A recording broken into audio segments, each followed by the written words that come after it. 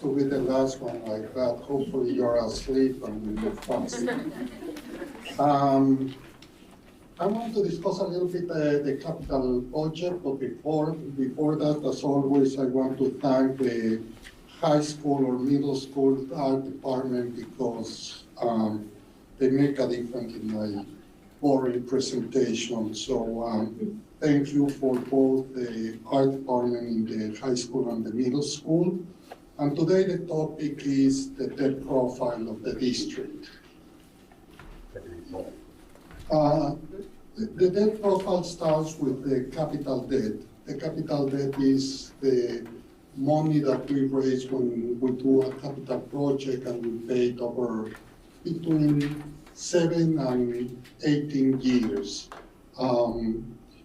For example, we do 7 years when we do a capital project that it's technology. Technology basically lasts 7 years, so I like to match my asset with my liability. But the rest is about 18 years, which is infrastructure or any improvements that we do to our facilities. For example, the 2011 capital project was a small project that back then the administration decided to do after the defeat of the big project. It was mainly infrastructure and septic tanks and things that we have to do that are very important, but we don't like to talk about it. That was a $4.65 million project. The maturity is 2025, 26, and for next year we'll have to pay $402,000. The 2016 is exactly what I was saying: technology, infrastructure, and also BOCES. The 18 component districts from PNW BOCES were responsible for also getting the money for them to keep their facilities updated. So back in 2016, they came to the 18 districts and said we need to do a big capital project, and we were going to do the technology and infrastructure. So we put together the $6.2 million that included the technology, the infrastructure, and the BOCES portion. Like I said, the portion of technology that, if I'm not mistaken, was like close to $1 million, we're finishing paying it next year.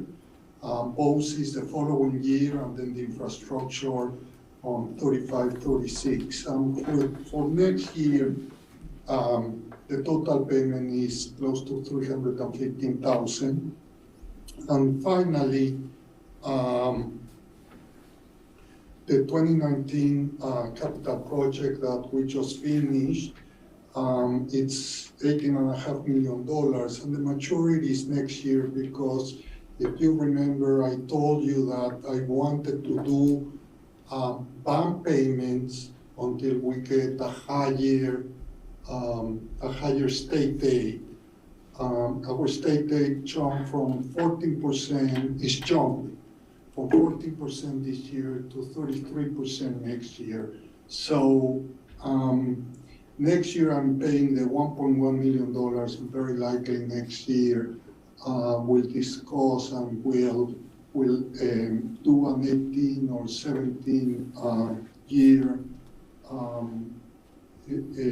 capital project bond, because then next year we'll get 33% state aid, and the following year I'm assuming that it's going to be another 10, because that's when they looked at the second reactor that went off and the second pilot that went off. So that's the idea about what we're doing with the $18.5 million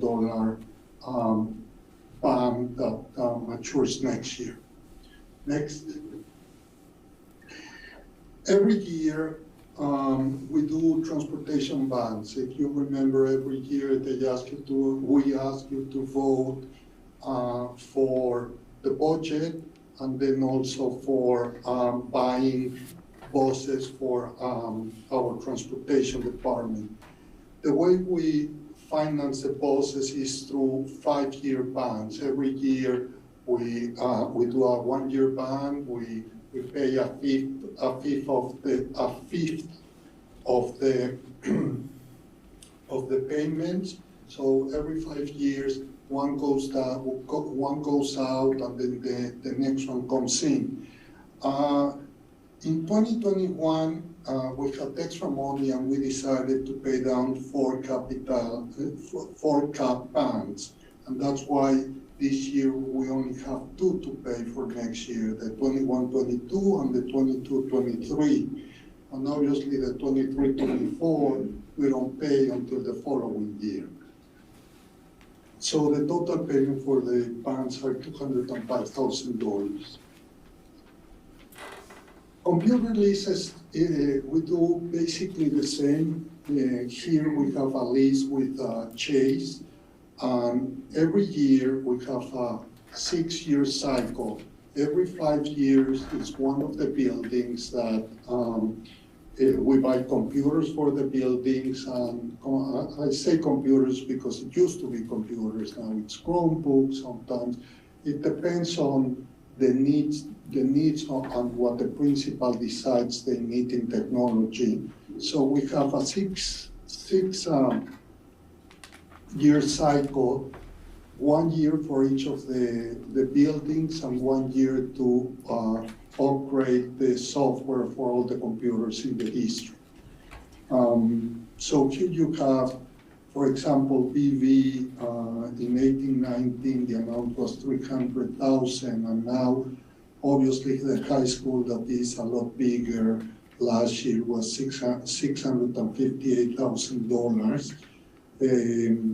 In 21-22, we did the switches, the room, the alert, everything that needed. So these are the payments that we have for next year.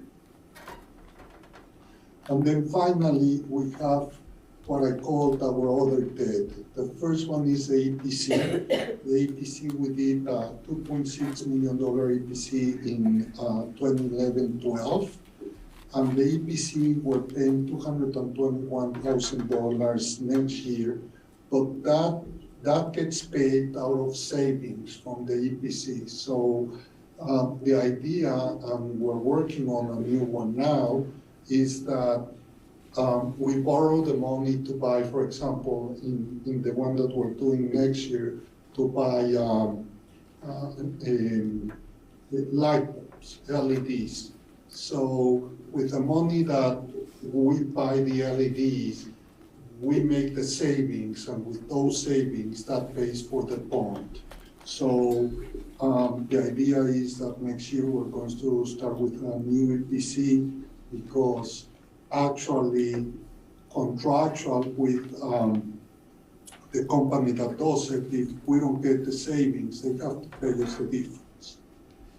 And then back in 2014-15, we had huge tax accessories. If you remember, after the big financial crisis, the real estate in the whole country went down, and your taxes were here, so everyone was doing tax accessories because of the value of their houses went down, the commerce went down.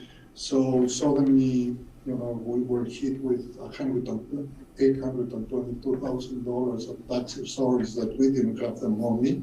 So we had to do a bond that matures in 2 years. Next year we're paying $94,000. So the total debt, and this is the good news, the total debt for this year that we're going through is $4.9 million. And next year is going to be $3 million. So basically it's going to be $2 million less. And the discussion that we've had in facilities is that's the $2 million that we want to use on a yearly basis for our next capital project without increasing taxes. And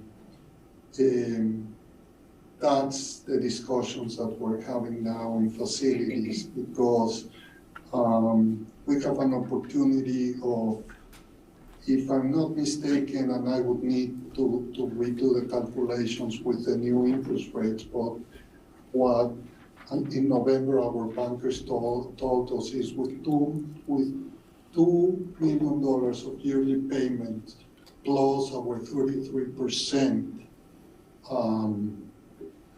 state aid, we could do around $35 to $40 million in capital projects and not increase the tax levy for the community members. What percentage?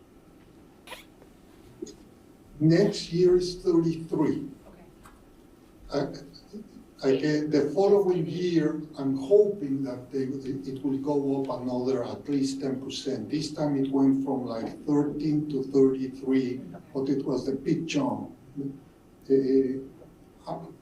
I'll say we're going to be around 40% when all is said and done. Okay.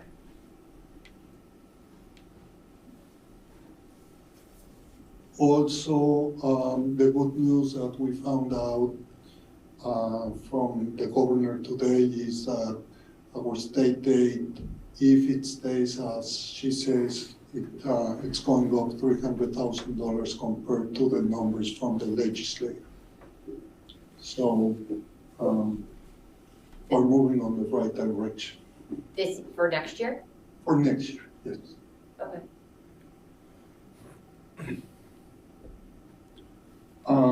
Any questions?